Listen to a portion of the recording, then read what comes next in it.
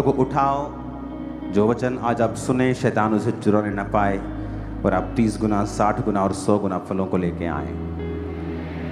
आमीन। यिर्मयाह 33 उसकी 3 आयत। मैं ये चाहता हूँ कि आप इसका एक पोस्टर बना के इन वचनों का भी एक जारी कर दें, क्योंकि आज ज़्यादा है वर्ड, तो आप अपने कंप्यूटर की स्क्रीन पर, अपने फ़ोन पे इसे लगा सकते हैं ताकि आप इसे याद रखें। यिर्मयाह 33 उसकी 3 आयत, मत्ती 7 उसकी 7 आयत, यूहन्ना 15 उसकी 7 आयत, मरकुस 11 उसकी 24 आयत, यिर्मयाह 29 उसकी 12 आयत, भजन संहिता 145 उसकी 18 आयत, यशायाह 65 उसकी 24 आयत, पहला यूहन्ना 5 उसकी 14 से 15 आयत, भजन संहिता 50 उसकी 15 आयत, भजन संहिता 34 उसकी 17 आयत, याकूब 5 उसकी 15, दूसरा इतिहास 7 उसकी 14, पहला यूहन्ना 1 उसकी 9, याकूब 1 उसकी 5, नीति वचन 3 उसकी 6 आयत, फिलिप्पियों 4 उसकी 6 से 7 आयत, पहला पत्रस 5 उसकी 7 आयत, भजन संहिता 55 उसकी 22 आयत। यिर्मयाह 33 उसकी 3 आयत में लिखा है, मुझसे प्रार्थना कर और मैं तेरी सुन के तुझे बड़ी बड़ी और कठिन बातें बताऊंगा जिन्हें तू अभी नहीं समझता। मैं 3 गिनूंगा, आप सब लोग इस आयत को हम इकट्ठा पढ़ेंगे। 1 2 3। मुझसे प्रार्थना कर और मैं तेरी सुनकर तुझे बड़ी बड़ी और कठिन बातें बताऊंगा जिन्हें तू अभी नहीं समझता। भजन संहिता 50 उसकी 15 आयत को अब हम पढ़ेंगे। और संकट के दिन मुझे पुकार, मैं तुझे छुड़ाऊंगा और तू मेरी महिमा करने पाएगा। भजन संहिता 34 उसकी 17 आयत में लिखा है, धर्मी दुहाई देते हैं और यहोवा सुनता है और उनको सब विपत्तियों से छुड़ाता है। यिर्मयाह 33 उसकी 3 आयत को फिर से हम देखेंगे स्क्रीन के ऊपर।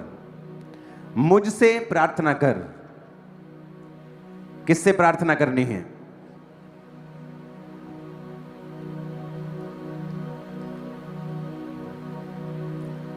पास्टर्स के पीछे पीछे भागने के लिए बोला है क्या कि वो कहता मुझसे प्रार्थना कर? एक रियल पास्टर आपको परमेश्वर की ओर लगाना चाहेगा। वो आपका हेल्पर होगा कि आप डायरेक्ट परमेश्वर को पुकारने वाले बन जाएं और आप परमेश्वर की समझ रखने वाले बन जाएं। वो नहीं चाहेगा कि आप एक बाबे की तरह उसके पास आएं, कि आपको हर वक्त अपने जीवन में छुटकारे के लिए बाबा की जरूरत पड़े। एक जीवित चर्च ये चाहेगी कि आप लोग खुद परमेश्वर को पुकारें और आप लोग खुद इतने अलर्ट हों और इतने जानकार हों वर्ड के कि आप खुद परमेश्वर के वचन को जानते हों कि बाइबल में परमेश्वर के वचन में क्या लिखा है, और हम ये जानते हैं उसका वचन असली है क्योंकि परमेश्वर असली है।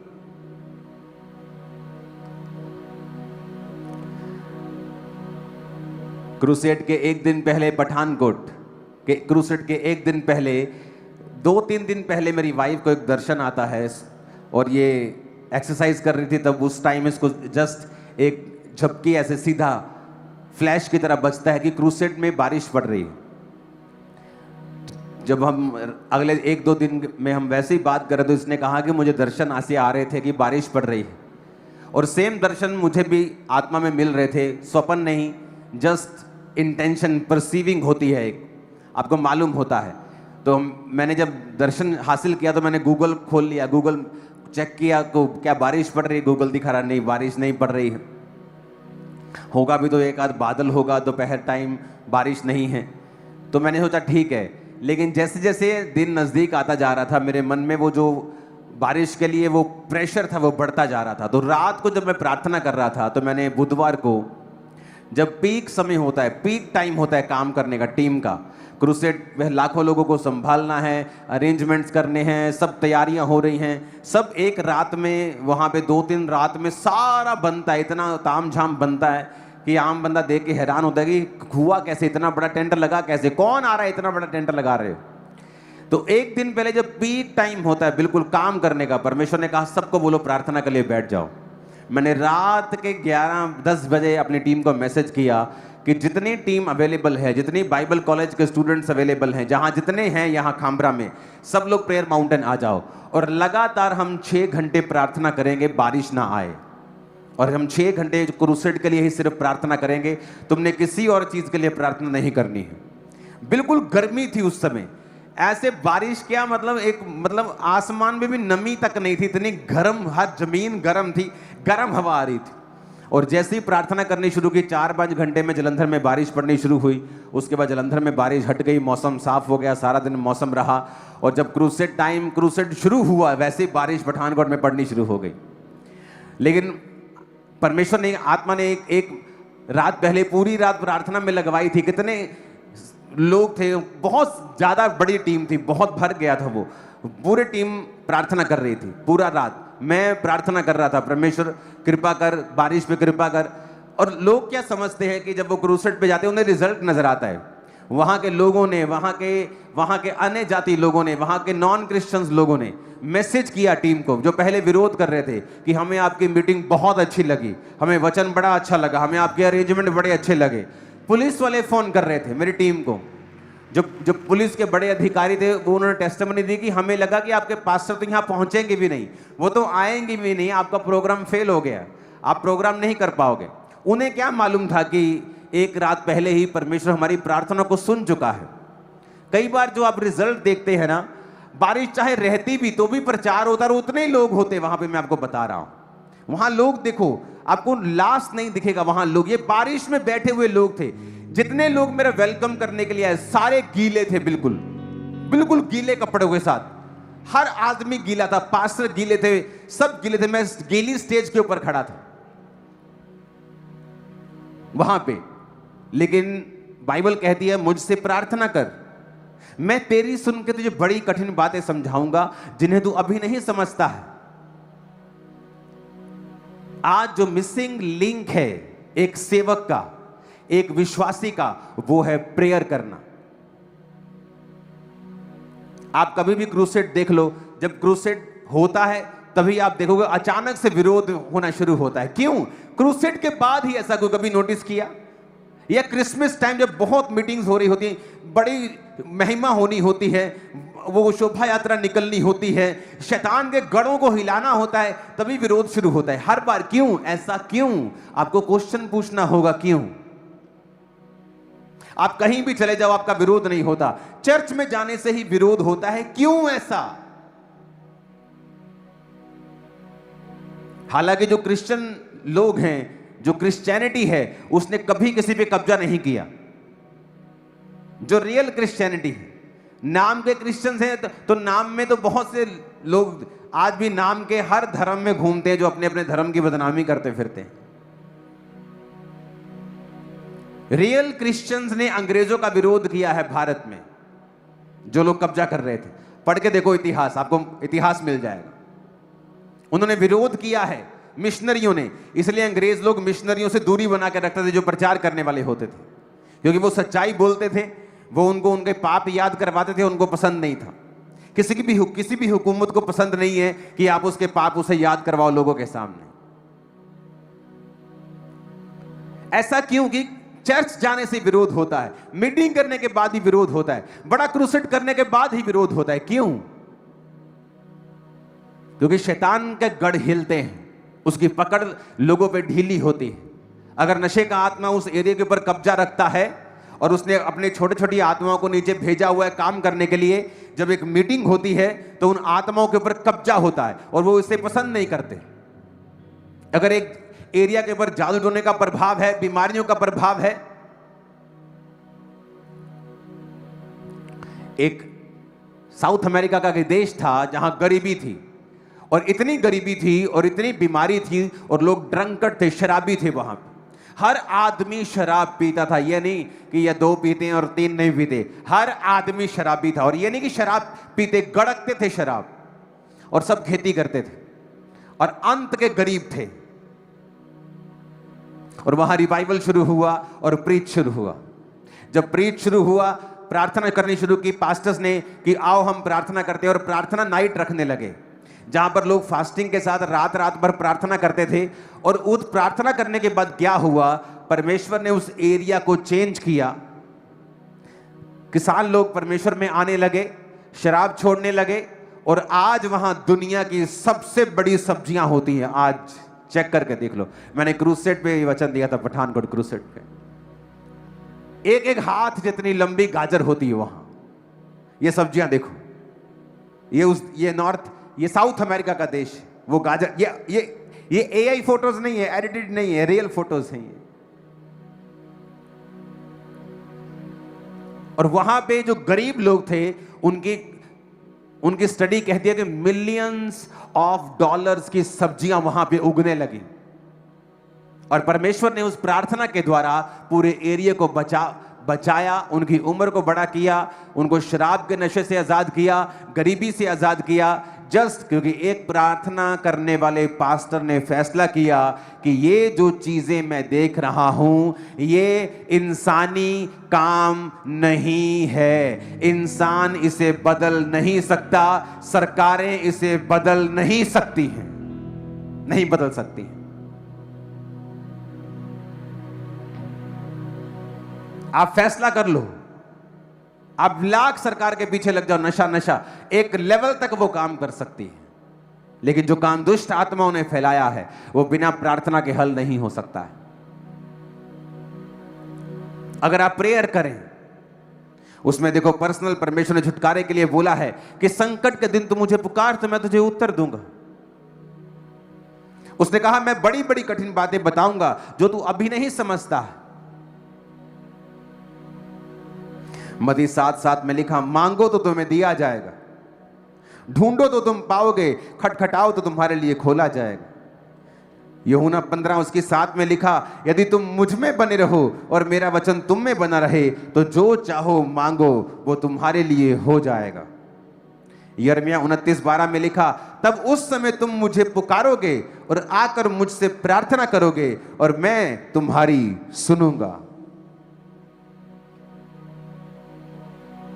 सब बोलो आमीन। उसने कहा मैं तुम्हारी सुनूंगा जब तुम आकर मुझसे प्रार्थना करोगे, जब तुम आकर मेरे सामने दुहाई दोगे, जब संकट के दिन तुम मुझे पुकारोगे तो मैं तुम्हारी सुनूंगा। आपने कभी नोटिस किया जब आप प्रार्थना करने के लिए बैठते हैं, दुनिया के सारे नेगेटिव ख्याल आपके मन में आते हैं, शक आने शुरू होता है, डाउट होना शुरू होता है, गुस्सा आना शुरू होता है, काम याद आता है, फोन याद आता है, सडनली लड़ाई हो जाती है कुछ, ताकि आपकी प्रेयर लाइफ को इफेक्ट किया जा सके। क्योंकि प्रेयर आपका एक वेपन है, प्रेयर एक हथियार है। शैतान जानता है कि प्रार्थना करने से देश बदल जाते हैं, परिवार बदल जाते हैं, सिचुएशंस बदल जाती हैं, जिंदगियां बदल जाती हैं, हीलिंग हो जाती है, उससे सब पता है। आप प्रेयर करने के लिए बैठेंगे, वो आपके साथ फाइट करेगा। प्रार्थना करने से पहले आपकी लड़ाई हो जाएगी घर में, प्रार्थना करने से पहले आपका फोन में आप बिजी हो जाओगे, अब आपकी बेस्ट पिक्चर लग जाएगी, आप पिक्चर देखने लग जाओगे, आप बोलोगे ओहो थोड़ा चल कोई नहीं 2 घंटे देख के फिर मैं प्रार्थना करता हूं। 2 घंटे के बाद जब प्रार्थना करने के लिए बैठेंगे आप थक चुके होंगे, आप बोलेंगे चलो अब नींद आ रही मैं सोता हूं, अब मैं सुबह उठ के प्रार्थना करता हूं। जैसे आप सुबह उठेंगे आप लेट उठेंगे, आप बोलेंगे चल मैं रात। शैतान आपके सिंगल डे से फाइट करता है, सिंगल डे। वो आपसे रोज फाइट करता है कि आज का दिन मैं निकालूंगा। रोज की रोटी प्रभु कहता है ना मुझे रोज दे, वो कहता है आज पे कॉन्सेंट्रेट कर। डेविल बिगेस्ट कॉपी करने वाला है परमेश्वर की। अगर आप बड़ी चीजें पढ़ेंगे दुनिया में, मैं उनका नाम नहीं लूंगा, बाइबल से कितनी चीजें कॉपी की हैं उन्होंने, क्योंकि डेविल जो है उसका अपना कुछ नहीं है, हर चीज कॉपी की हुई है उसने परमेश्वर की।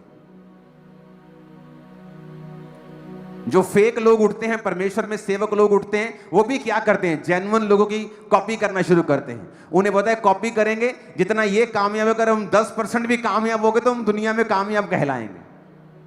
कॉपी करते हैं। शैतान हमेशा कॉपी करता है।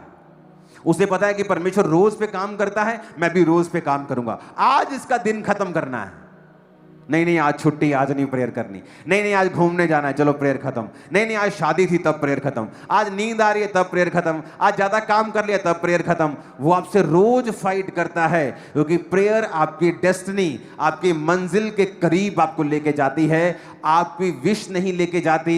आपका विश्वास बिना कर्मों के अधूरा है, मरा हुआ है, किसी काम का नहीं है। और आप हैरान होते हैं, और कईयों को तो पता भी नहीं कि प्रार्थना के समय नींद क्यों आती है, बाइबल पढ़ने टाइम नींद क्यों आती है। 3 घंटे की पिक्चर मूवी तुम ऐसे देखोगे, आंखें खुली की खुली रह जाएंगी, तुम बोलोगे दूसरी भी देख लेते हैं, लेकिन जैसे तुम बाइबल पढ़ने लगते हो तुम्हें नींद आने लगती है। यहां तक कि जिन लोगों को नींद नहीं आती वो भी बाइबल पढ़ने लगते तो नींद आने लगती है। वैसे गोली खा के आती, लेकिन क्योंकि शैतान चाहता है कुछ भी हो जाए, मुझे कुछ देर के लिए तुम्हारी बीमारी को तो छोड़ना पड़े, मैं छोड़ दूंगा, लेकिन तुम्हें बाइबल नहीं पढ़ने दूंगा और प्रार्थना नहीं करने दूंगा। उसे पता है, क्योंकि उसकी डिलीवरेंस जो है आपकी प्रेयर से, छुटकारा आपकी प्रेयर से आता है। और शैतान फाइट करता है। और पिछले 3 हफ्तों में हमने 2 बड़े इंसिडेंट होते हुए देखे हैं, एक प्लेन वाला, एक पठानकोट क्रूसेड वाला, और दोनों ही विषयों में हमने घंटों बैठ के लगातार प्रार्थना की, घंटों। आज किसी विश्वासी जो मैं मिलता हूं, उसकी प्रॉब्लम जब सुनता हूं तो प्रॉब्लम पहाड़ों जैसी, घर में प्रॉब्लम, शरीर में प्रॉब्लम, यहां प्रॉब्लम, फाइनेंस में प्रॉब्लम। अच्छा प्रेयर कितनी है? प्रेयर नहीं करते तो क्या तुम मूर्ख हो क्या? पास्टर क्या करेगा तुम्हारे लिए? वो क्या परमेश्वर है? उसकी ले हैंड का असर तब है जब तुम वचन पे चल रहे हो। इसलिए परमेश्वर लोगों से पूछते थे कि पाप तो नहीं करोगे, फिर से गुनाह में तो नहीं जाओगे। हीलिंग आपकी साल्वेशन के लिए है, कुछ दिखाने के लिए, कुछ प्रूफ करने के लिए नहीं। अगर आप हीलिंग लेने के बाद फिर से आपका लाइफस्टाइल वही है, आपने शराब नहीं छोड़ी, आपने नशा नहीं छोड़ा, आपने गलत काम नहीं छोड़े, आपने सिर्फ यीशु मसीह को परमेश्वर नहीं माना, तो वो बीमारी फिर वापस आती है। लोग बोलते हैं ये तो फिर वापस आ गई, क्योंकि आपकी लाइफ का चेंज होना लाजमी है हीलिंग के बाद, डिलीवरेंस के बाद, ताकि वो हीलिंग और डिलीवरेंस बनी रहे, कंटिन्यू रहे आपकी लाइफ। और वो कैसे रहेगी? प्रेयर से। प्रेयर आपको जोड़े रखती है। प्रार्थना में ब्रेक जीसस से ब्रेक के बराबर है। आप प्रार्थना में टूट गए हैं, आप जीसस से टूट गए हैं।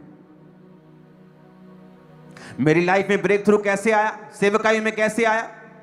क्योंकि लोग देखते हैं जो बाहर हो रहा है, लोग हैरान हो रहे हैं। दुनिया से, दुनिया के हर एक कोने से पास्टर्स लोग आकर मिलते हैं, और जब वो देखते हैं कि चलो इस चर्च की तो समझ आती है कि यहां लाखों लोग बैठे हैं, ओवरफ्लो में हजारों लोग बैठे हैं, चलो इसकी तो समझ आती है कि आप यहां पे हैं, पर हमें गुरदासपुर की समझ नहीं आती कि वहां लाखों लोग क्यों बैठे हैं स्क्रीन के सामने। अमृतसर की समझ नहीं आती, वहां 2 चर्चें हैं बड़ी बड़ी, वहां नहीं समझ आती हमें लोग कैसे बैठे हैं। हमें बटाला की समझ नहीं आती, हमें आपकी 200, 250, 400 चर्चों की समझ नहीं आती कि वहां लोग स्क्रीन पे कैसे बैठे, वो भी लाखों में। क्योंकि आपको नजर आ रहा है बाहर का, और परमेश्वर तैयारी करता है अंदर। आज भी मुझे याद है जिस रूम में मेरी वाइफ को पवित्र आत्मा मिला, उसी रूम में हम प्रार्थना किया करते थे। और मैं जब एंटर करता तो टीम देखते थे कि आज गए 7 घंटे, वहां बैठे हैं 7 घंटे लगातार, 6 घंटे लगातार। ये टीम निकलती थी एक दूसरे को इशारा करके, मैं चले हूं, तू संभाल ले, ये मेरा हारमोनियम तू पकड़ ले, ये मेरा कॉर्ड तू पकड़ ले, अब मैं जा रहा हूं, मुझे 4 घंटे हो गए, इनका तो पता नहीं कब उठने वाले हैं। कंटिन्यू प्रार्थना, बिना विषय के, बैठकर प्रार्थना प्रार्थना प्रार्थना प्रार्थना। जिस समय मैं 20-21 साल का यूथ, अभी मैं यूथ ही हूं, 21 साल का जब मैं था, जब यूथ लोग पार्टीज करने जाते थे, अपनी गर्लफ्रेंड से मिलने जाते थे, और जिस नाइट को, मान लो सुबह मैंने बिजनेस किया और शाम को चर्च में गया, और जो नाइट फ्री होती थी कि आज मैं 9 बजे फ्री हो गया, मेरा मन एक्साइटेड होता था कि आज 9 बजे में फ्री हो गया, मैं 9 से 2 लगातार 5 घंटे बैठ सकता हूं। मेरे मन में एक्साइटमेंट होती है, आज मैं फ्री हूं तो मैं प्रेयर कर सकता हूं। लोगों को वो प्रार्थना दिखती नहीं थी, क्योंकि वो अंदर रूम में मैं अकेला होता था। मैंने शुरू से ही लोगों के बीच में बहुत कम प्रेयर की है। मैंने अपनी पर्सनल प्रेयर हमेशा ज्यादा की है। और 6 घंटे 7 घंटे रूम में बैठे प्रार्थना कर रहे हैं। कभी एक सॉन्ग सुना, वर्शिप की, 2 सॉन्ग 3 सॉन्ग सुने, फिर प्रेयर की, जस्ट बैठे रहे, आंखें बंद करके प्रार्थना की, गैर भाषा बोली, ऊंची ऊंची नहीं, जस्ट बैठे आराम से परमेश्वर की हजूरी में। और चीजें बदलती गई। लोग ऐसे जुड़ते गए जिन्होंने काम किया। कोई फॉरेन मिनिस्ट्री इस चर्च के साथ जुड़ी हुई नहीं थी कि वहां से पैसा आ रहा है, फॉरेन फंडिंग आ रही है, नथिंग। यहां के लोग थे जो परमेश्वर ने खड़े किए, इंडिया के लोग, इसी देश के लोग। अब तो पूरी दुनिया के लोग जुड़े हुए हैं, तब ऐसा नहीं था। तब तो इंटरनेट पे लाइव भी नहीं होता था, तब भी यह चर्च बहुत बड़ी चर्च थी। कैसे? प्रार्थना से। पास्टर कहने लगे, कहां चले गए हो, किस गांव में चले गए हो, वहां तो कोई परिवार क्रिश्चियन नहीं है, शहर से इतना दूर चले गए, लोग आएंगे कैसे? ऐसे आएंगे जहां, जैसे आप बैठे हो आज, भाग भाग के आए।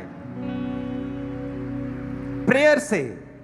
कितनी प्रेयर की है आपने अपने केस के लिए? कितने दिन की है?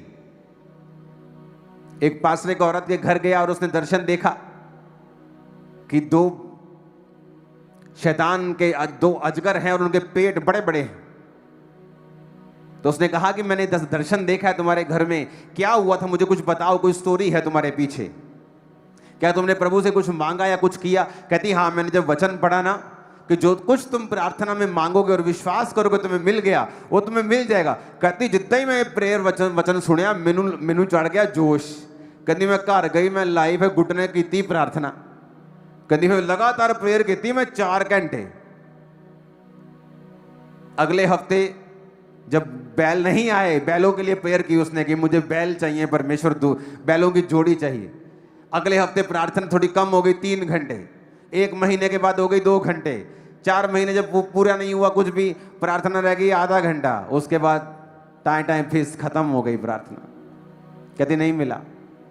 जब पास्टर घर में आया, उसने दर्शन देखा, उसने कहा जब तूने मांगना शुरू किया परमेश्वर ने उसे भेजा, लेकिन जब वो तेरे पास पहुंचने वाला था तूने प्रार्थना करनी बंद कर दी और शैतान वो आशीष खा गया। मैंने अपनी लाइफ में नोटिस किया, जब आप ब्रेक थ्रू के बिल्कुल नजदीक होते हैं, अपनी लाइफ में आशीष के बिल्कुल नजदीक होते हैं, शैतान आपको ज्यादा तंग करता है, बीमारी ज्यादा तंग करती है। और तब अगर आप प्रार्थना में बैठ जाए और अपने मन को मार लें और आप कंटिन्यू प्रेयर करना शुरू कर दें अपने छुटकारे के लिए, आपकी लाइफ की बिगेस्ट टेस्टिमनी पैदा होने वाली है, जो आपकी लाइफ की बिगेस्ट होगी आज तक। मैं आपको बता रहा हूं, मैं आपको प्रैक्टिकल वर्ड दे रहा हूं। Hallelujah, hallelujah. बिगेस्ट मैं आपको बता रहा हूं टेस्टिमनी आपके पास होगी।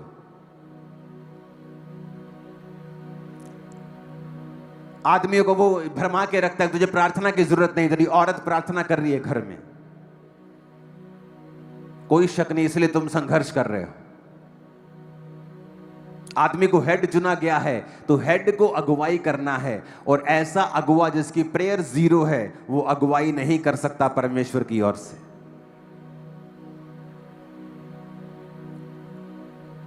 हालेलुया। जब याकूब अपने भाई को धोखा देकर आशीष ले गया और जब वापिस आया 20 कितने साल बाद, 7 साल उसने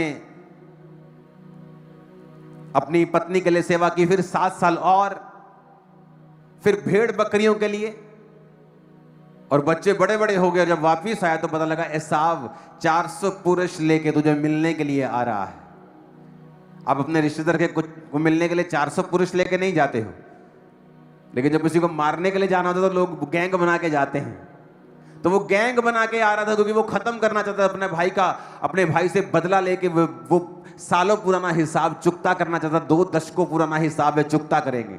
याकूब को ये बात मालूम हो गई थी। एक सेंसिटिव बंदा ये बात को समझता है। जब वो अपने सामने मुसीबत देखता है, अपनी जिंदगी की सबसे भारी मुसीबत को आता हुआ देखता है, वो प्रार्थना में जुट जाता है। उसे पता था, उसने फोन नहीं किया, चलो इस एरिया के राजा के साथ कोई मेल मिलाप करके देखता हूं, चलो देखता हूं कि कौन मुझे बचा सकता है। उसने कहा नहीं, सब ये शर्मिंदा करेंगे मुझको प्रार्थना में जाना है। और वो प्रेयर में चला गया और पहले अपने बच्चों को, पत्नियों को, सबको आगे भेज दिया। सब गाय बैल बकरियां सब आगे चले गए, अकेला रह गया। कहते आप भी आ जाओ, नदी पार करो। कहता रुक जाओ, मैं आऊंगा, तुम चले जाओ। और लिखा सारी रात वो परमेश्वर से लड़ता रहा, फाइट करता रहा। कभी लड़े हो परमेश्वर से? तुम कैसे लड़ते हो? जाओ प्रभु मैं तेनू नहीं मानता। ये लड़ना नहीं है, ये बेवकूफी है। ऐसी की है मैंने बेवकूफियां मसीह में आने के 1-2 साल पहली शुरुआत में बहुत ऐसी बेवकूफियां की हैं, कोई फायदा नहीं होता है। फिर से वहीं आना पड़ता है, वैसी शुरुआत करनी पड़ती है, कुछ फायदा नहीं होता। ऐसा धमकियां देके परमेश्वर को। ये लड़ना वो लड़ना नहीं है, ये वचन से लड़ना है। पिता तेरे वचन में लिखा है, तूने तो लिखा है कि तू छुड़ाएगा, तूने तो लिखा है तू मुझे पुकार तो मैं तुझे उत्तर दूंगा। तूने तो वचन में लिखा है कि तेरे को मानने वाले लोगों की आयु बड़ी होगी, कुशल से रहेंगे, पृथ्वी पे टिके रहेंगे, उनका शरीर भला चंगा और हड्डियां पुष्ट रहेंगी। तेरे वचन में लिखा है मुझे हड्डियां पुष्ट चाहिए, तेरे वचन में लिखा है मुझे शरीर भला चंगा चाहिए, तेरे वचन में लिखा है। फाइट करना परमेश्वर से। सारी रात फाइट की उसने और दूत को बोलना पड़ा कि मैं तेरा नाम बदलता हूं, इज़राइल रखता हूं। यानी तेरा नाम याकूब था, धोखा देने वाला, तेरा नाम अब इज़राइल है। यानी कि तेरी प्रार्थना के बाद परमेश्वर ने तेरी डेस्टिनी को चेंज कर दिया, तेरे रिजल्ट को चेंज कर दिया, तेरी लाइफ को, तेरे फ्यूचर को चेंज कर दिया। तेरा फ्यूचर ऐसा नहीं था, तू मार खाने वाला था अपने भाई से, तेरे बच्चे और तू मरने वाले थे, पर तू फाइट कर रहा है परमेश्वर से, इसलिए तेरा फ्यूचर चेंज किया जाता है। हिजकिय्याह को मालूम होता है मेरी उम्र खत्म हो गई। नबी कहता है जिसको जो देना है बांट दे। बाइबल कहती वो दीवार की तरफ मुंह करता है, यानी संसार से मन फिराता है और प्रार्थना करता है और परमेश्वर से बोलता है प्रभु मैं तेरे साथ वफादार रहा हूं। और उसकी उम्र को 15 साल परमेश्वर और बढ़ाता है। अब वही कैंसर का फोड़ा था, अब वो ठीक हो गया, नहीं तो वही कैंसर था जो उसे मार के जा रहा था। क्योंकि जब आप प्रार्थना करते हैं आपकी डेस्टिनी चेंज होती है, आपका रिजल्ट चेंज होता है, फ्यूचर चेंज होता है, प्रभावित होता है। एक अलग तरीके का फ्यूचर आप बनाते हो जब आप प्रेयर करते हो। लेकिन आज दुख की बात है कि कलीसियाएं प्रार्थना से कोसों दूर हैं। वो चुगलियां कर सकती हैं 2 घंटे, लेकिन 2 घंटे प्रेयर नहीं कर सकती। आदमी खप के शराब के नीचे काम कर करके सारा दिन काम कर सकता है और फिर भी दुखी है, लेकिन वो 2.5 घंटे प्रार्थना नहीं कर सकता। जब तक आप प्रेयर नहीं करोगे तब तक आप ये मैसेज दोगे परमेश्वर को कि मुझे तेरी इंटरवेंशन की, तेरी मध्यस्थता की, तेरी दखल की जरूरत नहीं है, मैं आई एम फाइन। क्योंकि प्रेयर एक इनविटेशन है कि खुदा मेरी जिंदगी में काम कर, मेरी सेवकाई में काम कर, मेरे परिवार में काम कर। जब तक आप उसे प्रेयर नहीं करेंगे आप उसे इनविटेशन नहीं दे रहे हो। और कोई गैरतमंद आदमी आपके फंक्शन पे बिना इनविटेशन के नहीं आता है। हालेलुया।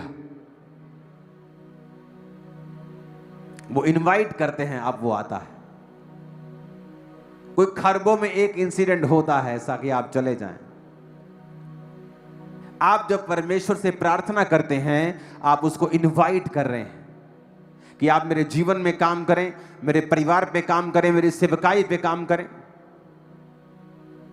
और अगर आपको यह पता है कि आपकी लाइफ का हल परमेश्वर ही कर सकता है, तो फिर आपकी प्रेयर लाइफ कहां है? प्रार्थना करने के समय ही आपको अलग अलग तरह के अटैक्स क्यों आते हैं? क्यों शैतान दुखी होता है? क्यों वो आलस डालता है? क्यों वो आपको प्रार्थना करने से ही क्यों रोकता है? क्योंकि वही एकमात्र इलाज है, आपके छुटकारे की एकमात्र सीढ़ी है प्रेयर। ऊंची आवाज में कहो हालेलुया।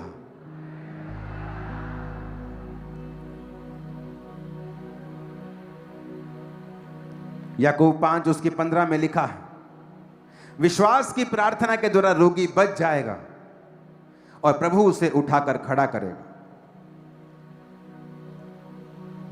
याकूब 1 उसकी 5 में लिखा है, अगर तुम में से बुद्धि की घटी हो तो उसे वो परमेश्वर से मांगे। फिलिप्पियों 4 उसकी 6 में लिखा है, किसी बात की चिंता मत करो, हर बात तुम्हारे निवेदन, प्रार्थना और विनती के द्वारा धन्यवाद के साथ परमेश्वर के सामने उपस्थित की जाए।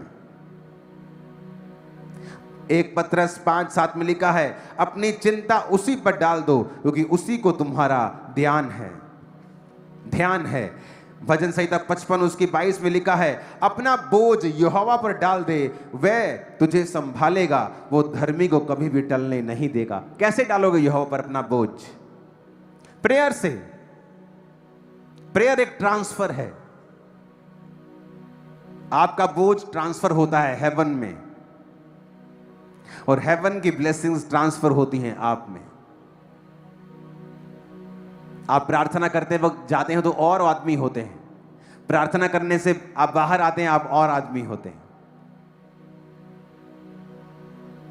आप प्रभु की हुजूरी में जाते हैं, आप और हैं, आते हैं, आप और हैं। आत्मिक लोग इस बात को समझेंगे। आप गए कुछ और थे, आए कैसे किसी और तरह से।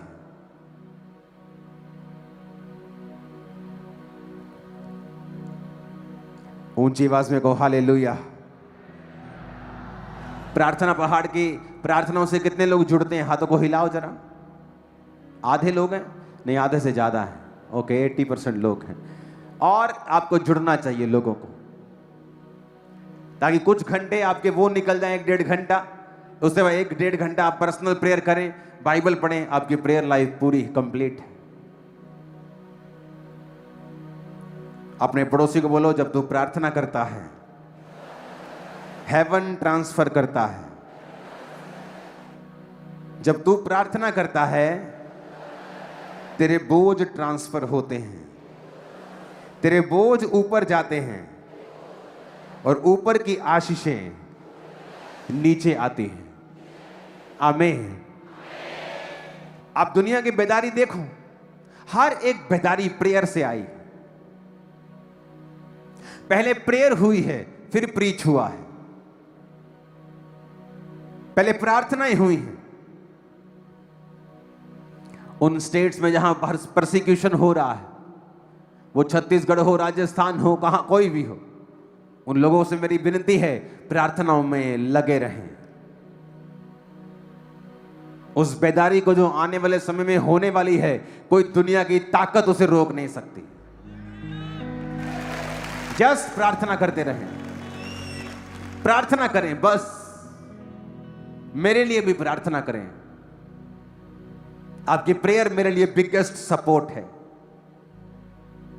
एक सेवकाई बिना पैसे के चल सकती है, पर बिना प्रार्थना के नहीं चल सकती।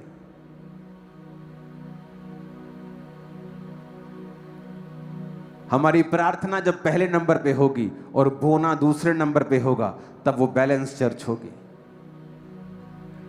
अगर हमारी प्रेयर लाइफ फर्स्ट नंबर होगी, हमें मालूम होगा बैठकर अपने पास्टर के लिए प्रार्थना करनी है, वो किन चीजों से होकर गुजरते हैं, आपको उसका 1% भी अंदाजा नहीं, 1% भी आपको पता नहीं है। अपने पास्टर्स, अपने चर्च के लिए प्रार्थना कीजिए, क्योंकि प्रेयर ही एकमात्र इलाज है बेदारी का, हेवन इंटरफेरेंस का, खुदा के दखल का। बिना प्रार्थना यह नहीं होगा। अपने हाथों को उठाओ।